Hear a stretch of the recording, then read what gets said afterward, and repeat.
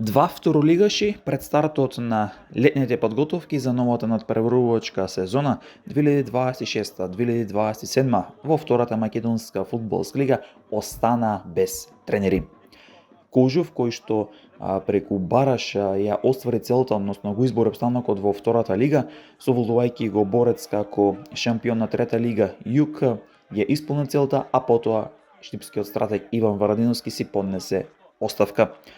Ова значи дека Кожов ќе мора во следниот период активно да работи за да пронајде соодветно решение кој ќе го предводи тимот во новата сезона.